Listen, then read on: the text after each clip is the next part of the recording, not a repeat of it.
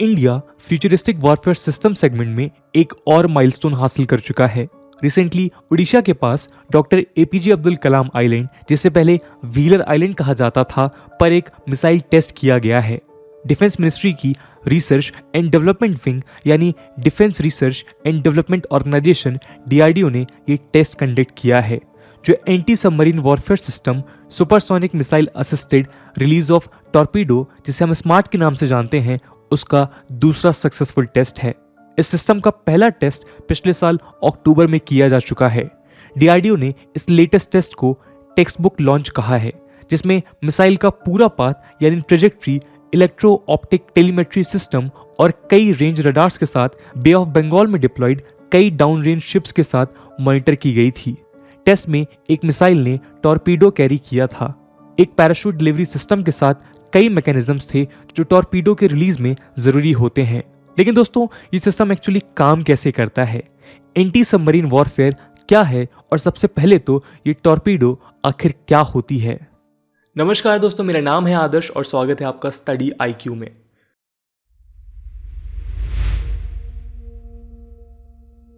हम शुरुआत एक बेसिक कंपोनेंट से करते हैं। आखिर टॉर्पीडोज क्या होती हैं? दोस्तों, समुद्र में मछलियों की प्रजातियां होती हैं जो 220 वोल्ट तक का इलेक्ट्रिक शॉक देती हैं। टॉर्पीडो इन्हीं स्पीसीज के ग्रुप्स के जीनस का नाम है। लेकिन वॉरफेयर में टॉर्पीडो सिगार शेप का अंडर वाटर बॉम्ब होता है जो डीप सी बैटल्स में काम आता है। ये प्रोपेलर की मदद से चलती है, ना कि किसी फ्यूल बूस्टेड थ्रस्ट के साथ। लेकिन इस सिस्टम के साथ एक प्रॉब्लम है, इनकी रेंज लिमिटेड होती है और इस लिमिटेड रेंज के खत्म हो जाने के बाद एक्यूरेसी नहीं रहती।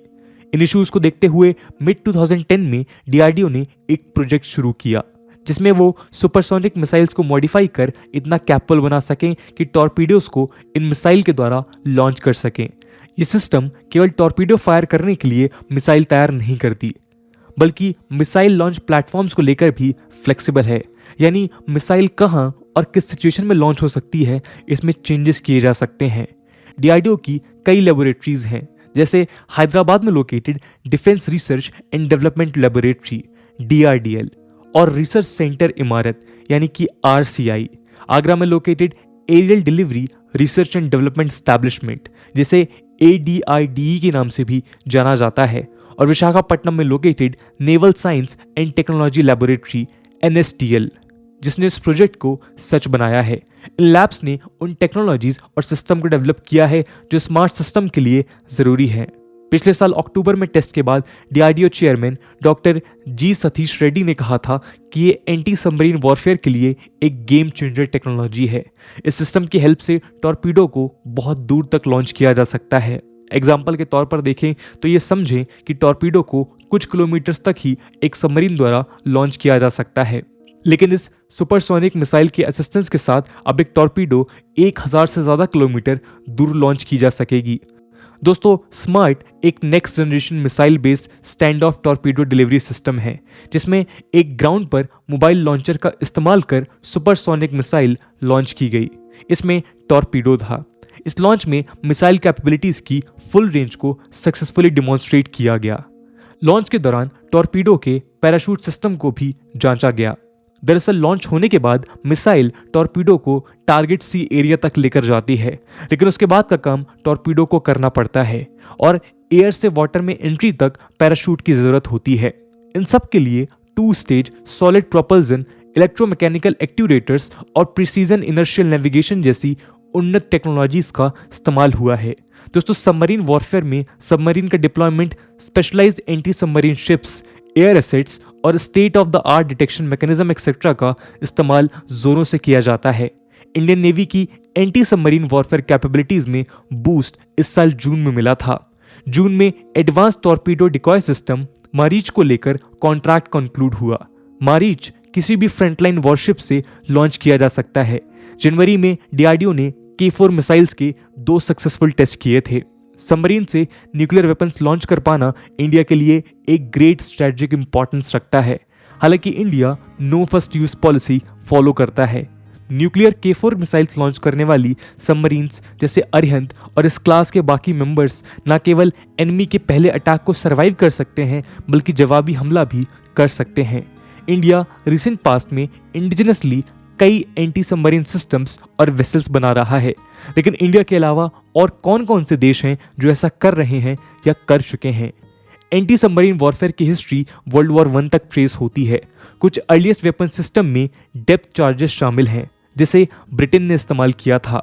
ये एक्सप्लोजिव्स होते थे जो शिप्स के सबमरीन पर लॉन्च किए जाते थे। शिप को यदि किसी एनिमी सबमरीन का पता चलता था तो वो उसकी लोकेशन के ऊपर आ जाती थी। इसके बाद वो डेप्थ चार्जेस पानी में ड्रॉप कर देती थी। वर्ल्ड वॉर 2 के पहले ship board sound navigation and ranging यानी सोनार डेवलप किया जा चुका था, जिससे शिप्स अब सबमरीन से कांटेक्ट भी कर सकती हैं। ऐसे में सबमरीन पर विस्फोट के लिए मोर्टार टाइप प्रोजेक्टर्स, हेजहॉग और स्क्विड बनाए गए। वर्ल्ड वॉर 2 के बाद कोल्ड वॉर के वक्त ये वॉरफेयर थोड़ा और अपडेट हुआ और मिसाइल्स की तरफ मूव हुआ। एंटी सबमरीन मिसाइल्स का एडवांटेज ये था कि किसी सबमरीन पर हमला बहुत दूर से किया जा सकता था। एग्जाम्पल के तौर पर Swedish Bofors anti submarine warfare और ASW रॉकेट्स 3.5 किलोमीटर तक की रेंज कवर करते थे। इन्हें कई देशों ने इस्तेमाल भी किया। USSR ने अपनी खुद का एक एंटी सबमरीन रॉकेट बनाया जिसे RBU सीरीज कहा गया। इसे रशिया आज भी इस्तेमाल करता है, लेकिन अब western navies anti submarine rockets use नहीं करती। इन्हें अब एंटी सबमरीन वॉरफेयर टॉर्पीडोज से रिप्लेस किया जा चुका है। ASW टॉर्पीडोज यूज करने वाले देशों में USA, UK, France, Japan, Australia, Norway, south Korea, China etcetera शामिल हैं। इनमें अब इंडिया भी शामिल हो चुका है। तो दोस्तों ये थी बात एंटी सबमरीन वॉरफेयर में यूज होने वाले टॉर्पीडोज की।